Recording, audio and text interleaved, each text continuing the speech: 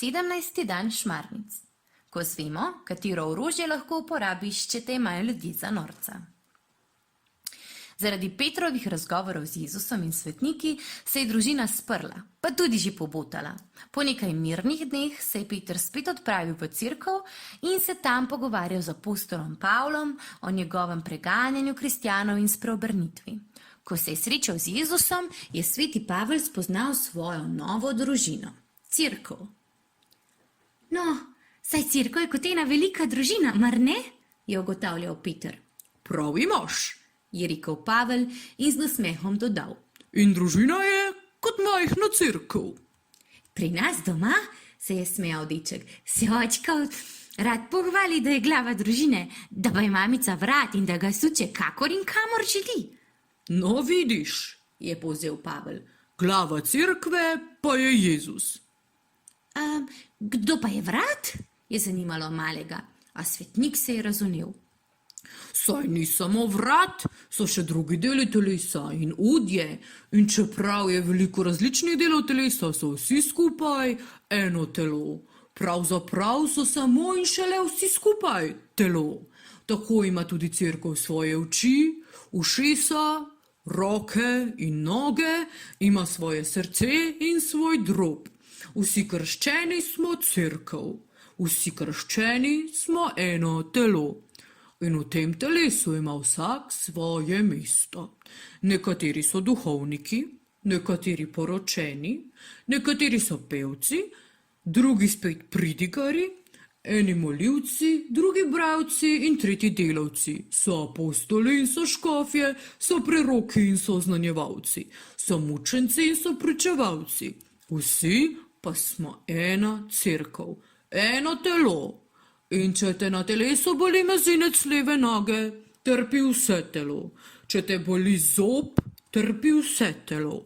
Če si se urezal v prst in krvaviš, krvavi celo telo. Tako tudi celotna cerkev trpi, če trpi njen najmanjši otrok. Vsaj morala bi, če ima seveda srce na pravem mestu. Kje pa je v cerkvi pravo mesto za srce? Je vas prevzit vprašal mali. Na oltarju, je prepričano odgovoril sveti Pavel. Srce cerkve je Evharistija, Jezus, ki se razdaja. Ni večje ljubezni, kot dati življenje za druge. To je najodličnejša pot. Nekaj hipov sta molčala, potopljena vsak v svojo misel.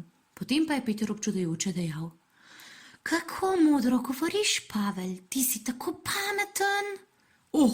Je še vedno nekoliko prevzet od lastnih besed odvrnil Pavel. Modrost tega sveta je pri Bogu norost in božja norost modrejša od ljudi. So se našli tudi taki, ki so rekli, da sem jaz nor. Tega si pa ne smeš jemati preveč k srcu, ga je tolažil Peter. Tako pač je, ko spoznaš, da je Jezus Bog, te imajo mnogi za norca. Kako pa ti to veš? Je bil začuden svetnik. Peter mi je povedal, je pokazal mali na svojega zavetnika, potem pa vprašal. Ampak, povej, zakaj imaš v roki meč? Je to meč, s katerim si preganjal Jezusa? Pavel je dvignil meč, ga nekajkrat spretno zasukal v roki, kot kakšen vitez iz filma, potem pa zamahnil z njim po zraku, da je zažvižgalo. Razumljiva napaka, dečko. O to ni ta meč. Res sta na prvi pogled enaka. In oba sta ostra kot britev. A tole ni meč, ki bi človeku vzel življenje. Nasprotno, to je meč, ki prinaša življenje. Meč, ki prinaša življenje? Je začuden ponovil Peter. Tako je. To je meč, ki ti lahko zagotovi večno življenje. Pot do nebes ni lahka in na tej poti te čaka veliko ovir in spopadov. Zato ti priporočam božjo bojno opremo. Prepaši se z resnico.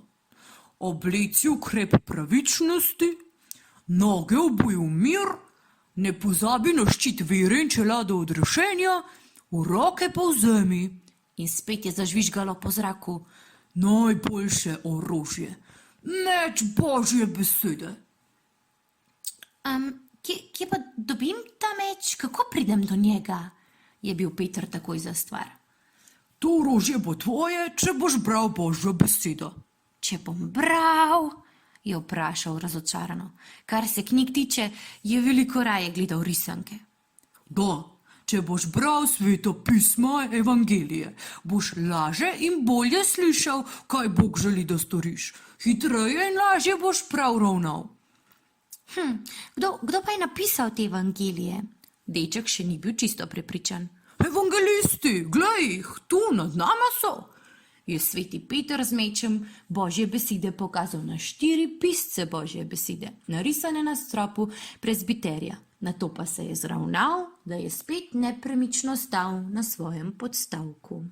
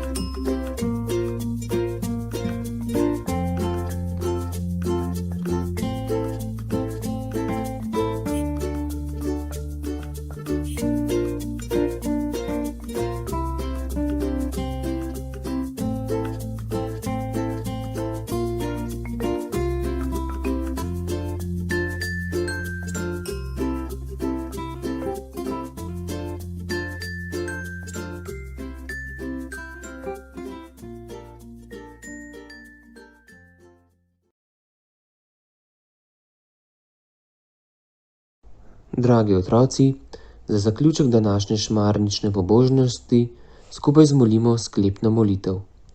V imenu Očeta in Sina in Svetega Duha. Amen. V današnji zgodbici apostol Pavel Petra opozori, da pot do nebes ni lahka, saj je na tej poti veliko spopadov in ovir. Zato moramo vedno iskati resnico in delati za pravičnost in mir. Pomembna pa je tudi vera v odrešenje. Toda sami na tej poti ne moremo preživeti.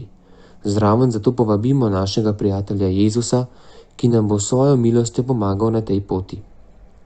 O Jezus, blagoslovi me, odpusti grehe moje, po svoji ljubi materi me sprejmi v srce svoje. Naj v tvojem svetem varstvu spim, v ljubezni tvoje se zbudim in v zadnji uri milost daj, da pridem k tebi v sveti raj. Vse dobro staršem vračaj, v nebesih jim poplačaj, in vernih duš usmili se, da bodo tebe gledale.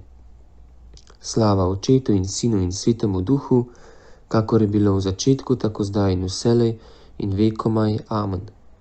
V imenu Očeta in Sina in Svetega Duha. Amen. Lahko noč.